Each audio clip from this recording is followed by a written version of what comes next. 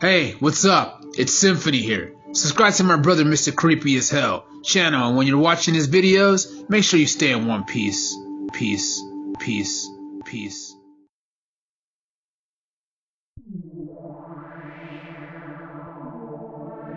I used to love sitting in Starbucks just before I would go off to work, but my love for Starbucks has greatly diminished after what I experienced with a worker there.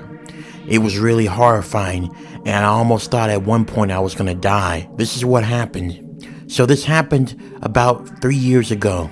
I'd just been promoted to CEO of a job that I've been working at for the past 15 years. I was really intrigued about being CEO. That means I had higher pay, but also more responsibilities, but it wasn't nothing I couldn't handle. I didn't have to be at my job until around 10 o'clock a.m. So that gave me plenty of time to get myself together.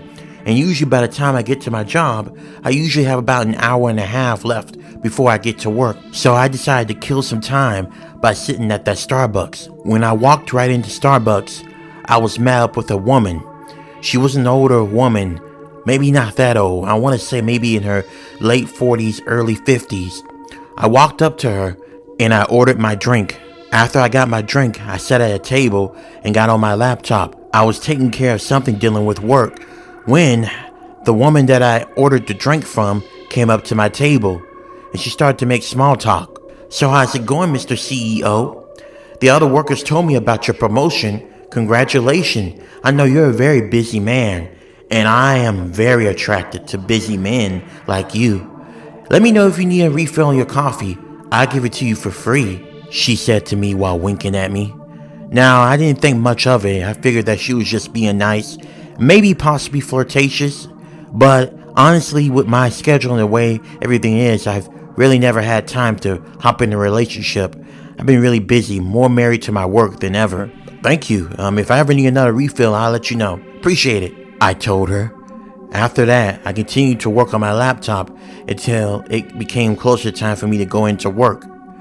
I left and I didn't pay that woman much mind. After I got done with work, I headed home.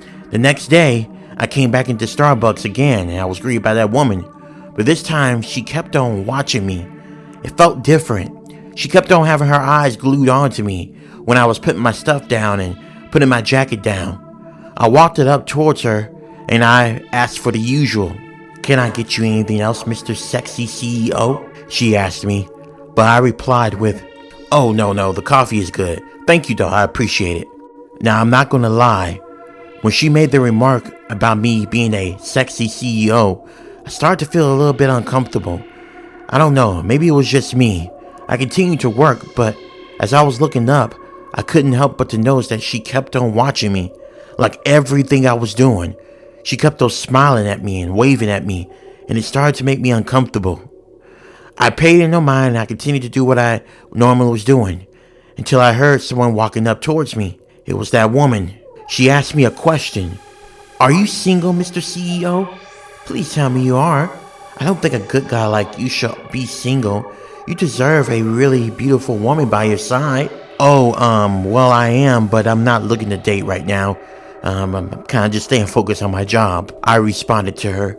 But I'm not gonna lie, her comments were kind of making me even more uncomfortable, to the point where I had to pack up my stuff and leave a little early.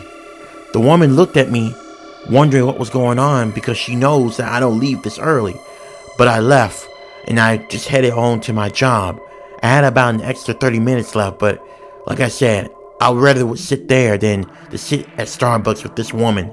The things that she was asking me and the stuff that she was saying really just made me uncomfortable. 10 days had passed since that incident, and I've been working non-stop.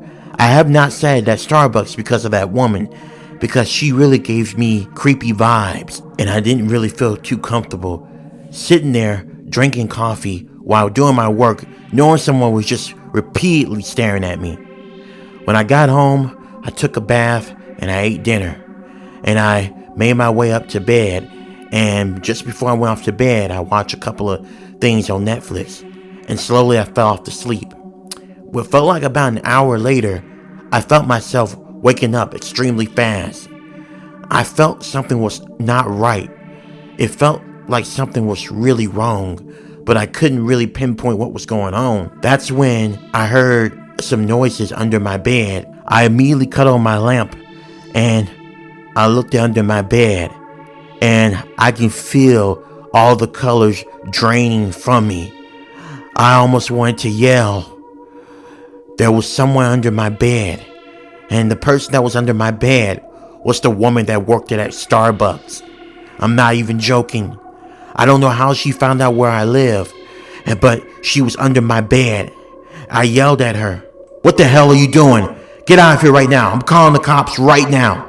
Don't do that now. I just want you, that's all. You're really an attractive guy. You're so hot. And I really need someone like you. Young, successful. You're so successful. And you're a CEO. I couldn't stop staring at you ever since you walked into that Starbucks. You really are so gorgeous. I need you. Please. The woman said, having smeared makeup all over her face. I backed back. She came closer towards me and reaching out like she wanted to kiss me. I immediately grabbed my phone and I hurried and I got out of my house and I got into my car and I called 911. The woman did not leave out of my house though. She stayed in there. I didn't leave anywhere either. I just stayed in my car with the keys with me and I locked the door. 5 minutes later, the cops came and they arrested her for stalking and breaking and entering. I told them about what happened and they assured me that this was never going to happen again. I pressed charges on the woman, and I even got a restraining order. I also discovered the way she was able to break in was because I foolishly forgot to lock the back door of my house, and she was able to come in.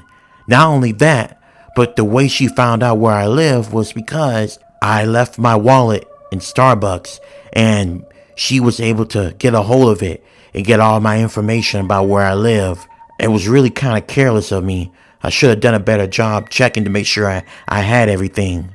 But regardless, I still go to that Starbucks because that woman is no longer there. But I'm really glad that I woke up when I did because this woman seemed crazy and there was no telling what she could have done to me. I'm just glad I was able to stop her in time and get the police out there. And hopefully she stays far away from me.